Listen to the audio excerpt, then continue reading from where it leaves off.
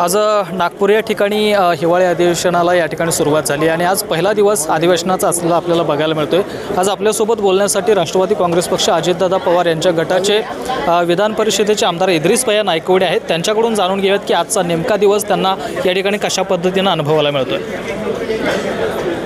सर्वप्रथम मी आमचे आदरणीय नेते नामदार अजितदादा पवार साहेब यांचा मी आभारी आहे, ऋणी आहे। कारण माझ्यासारख्या एका कार्यकर्त्याला माझी काही कामाचा आवक वगैरे त्यांनी पाहिलेलाच आहे, त्यांच्याकडे आहेच ते सर्व। त्यामुळे ते लक्षात ठेवून त्यांनी माझ्या सगळ्या कार्यकर्त्याला विधिमंडळात या ठिकाणी जाण्याची संधी उपलब्ध करून दिली। आणि नेमकेपणानं ज्यावेळेस अशा वेळेला संधी दिली गेली की ज्यावेळेला या सभागृहातल्या अल्पसंख्याकांचं अस्तित्व संपुष्टात आलं होतं, एकही अल्पसंख्याकांचा सदस्य या सभागृहात शिल्लक नव्हता आणि ही गोष्ट प्राकर्षानं लक्षात घेऊन दादांनी अल्पसंख्याक समाजावर न्यायाची भूमिका कायमच ठेवलेली आहे। त्यातला तोही एक भाग आहे की जिथं अस्तित्व संपलेलं आहे या समाजाचं, तिथं या समाजाचा प्रतिनिधी असणं आवश्यक आहे आणि म्हणून त्यांनी मला त्या ठिकाणी संधी दिलेली आहे। मी आज आलो। आज अधिवेशनाचा नागपूरमधला पहिला दिवस होता, हिवाळी अधिवेशनाचं पहिलंच अधिवेशन आहे माझं। अधिवेशनाच्या कामकाजात सहभागी होत असताना आज या ठिकाणचे काय प्रोटोकॉल्स आहेत, काय पद्धत आहे, काय सिस्टम आहे, कशा पद्धतीनं आपल्याला आपले प्रश्न या ठिकाणी मार्गी लावावे लागतील यासाठीचा अभ्यास करायसाठी हे अधिवेशन फार महत्त्वाचं आहे माझ्यासाठी।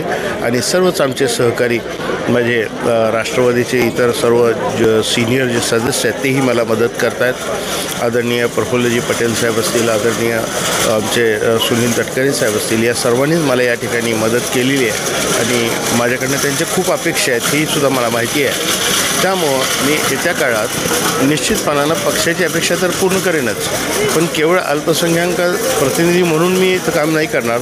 समज महाराष्ट्रातल्या जनतेचं जिथं जिथं लोकांना आवश्यक आहे, जिथं जिथं सरकारचं काहीतरी करणं अपेक्षित आहे लोकांना, त्या गोष्टी सरकारच्या निदर्शनास या निमित्ताने आणून देऊन आणि सरकारमध्ये आम्ही आहोत त्यामुळं त्या निदर्शनास आणून देऊन त्या पूर्ण अपेक्षा पूर्ण करण्याच्या दृष्टिकोनातून निश्चितपणाने मी काम करेन।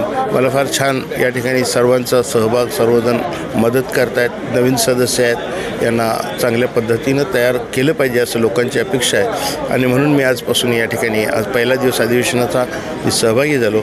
त्यामुळं या दिवशी निश्चितपणानं माझ्या सर्व नेत्यांचा मी या ठिकाणी आभार व्यक्त करतो आणि धन्यवाद देतो त्यांना। विरोधकांच्या माध्यमातून अशी टीका करण्यात येते की हे हिंदुत्ववादी सरकार आहे, मात्र अल्पसंख्याकांना या ठिकाणी दाबलं जातं। खरं तर त्यांच्या प्रश्नाचं उत्तर त्यांनीच दिले। तुम्ही मला सांगा, जे 25-30 वर्षापूर्वी जे होणं अपेक्षित होतं अल्पसंख्याक समाजासाठी, ज्यावेळेस हे महाविकास आघाडीमधले लोक रुलिंग पार्टीमध्ये होते, सत्ताधारी होते, त्यांनी ते करणं आवश्यक होतं, पण त्यांनी ते केलं नाही। केवळ भाजप हा मुस्लिमांचा विरोधी आहे असं डांगोरा पेटण्याचं काम फक्त त्यांनी केलं। पण या भाजपचेच मुख्यमंत्री असताना, भाजपचे उपमुख्यमंत्री असताना, भाजप शिवसेना हे सगळे सरकार महायुतीच्या सरकारमध्ये असताना अल्पसंख्याकांसाठी जे काय ऐतिहासिक निर्णय केले गेले, उदाहरणार्थ मार्टीसारखी संस्थेची स्थापना 50 वर्षापूर्वीच होणं आवश्यक होतं, पण ते कधी त्यांच्या लक्षात आलं नाही। त्या संस्थेची स्थापना म्हणजे या अल्पसंख्याक समाजासाठी पिढ्यानपिढ्या मिळत जाणारा एक शैक्षणिक क्रांतिकारी निर्णय आहे आणि फायदा मिळणार आहे। मौलाना आझाद आर्थिक विकास महामंडळ या माध्यमातून या अल्पसंख्याक समाजाच्या छोट्या मोठ्या गरजा आणि जीवनात त्यांना जीवनमान उंचावण्यासाठीची संधी या निमित्तानं होते, त्याला यांनी 30 वर्षापूर्वी 25 वर्षापूर्वी 30 कोटी गॅरंटी आणि 50 कोटी खेळतं भांडवल दिलं होतं। दादांनी ही गोष्ट लक्षात घेऊन प्राकर्षानं महायुतीच्या शासनानं त्यात 1000 कोटीचं खेळतं भांडवल आणि 500 कोटीची सेंट्रल गव्हर्नमेंटची गॅरंटी दिली।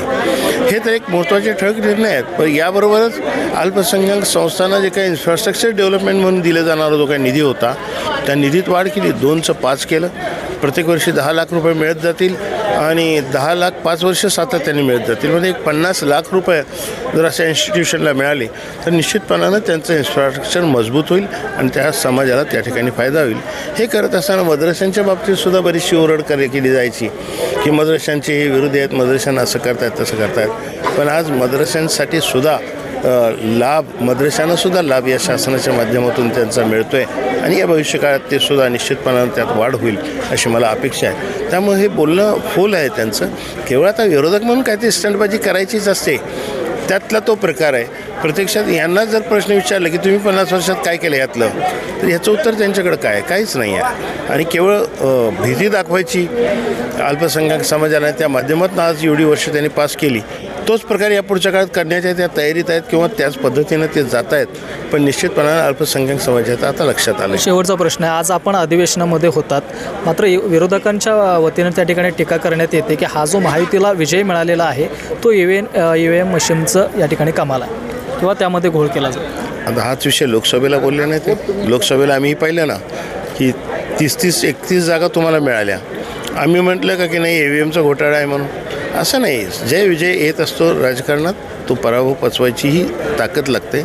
जसा विजय पचवायची ताकद लागते तसं पराभव पचवण्याची सुद्धा ताकद या विरोधकांच्याकडे राहिलेली नाही. आणि आता नैतिकता संपलेली आहे. त्यामुळं आपलं कोणावर तरी नाव ढकलून आपल्या पराभवाचं खापर कोणाच्या तरी डोक्यावर फोडण्यासाठी हे चाललेले प्रकार आहेत. तर नक्कीच हे होते विधान परिषदेचे आमदार इद्रिस भैया नायकवडी यांच्या माध्यमातून सांगण्यात आलं आहे की जे काही विरोधकांच्या माध्यमातून टीका होते ती त्या ठिकाणी बिनकामाची या ठिकाणी टीका त्यामध्ये करण्यात येते. मात्र जो हा महायुतीला मिळालेला विजय आहे त्यामध्ये कोणत्याही पद्धतीचा घोळ नाही किंवा EVM मशीनचा मुद्दा ज्या ठिकाणी उपस्थित केला जातो त्यामध्ये कोणत्याही प्रकारचा घोळ नसल्याचं इद्रिस नायकवडी यांच्याकडून सांगण्यात येत आहे.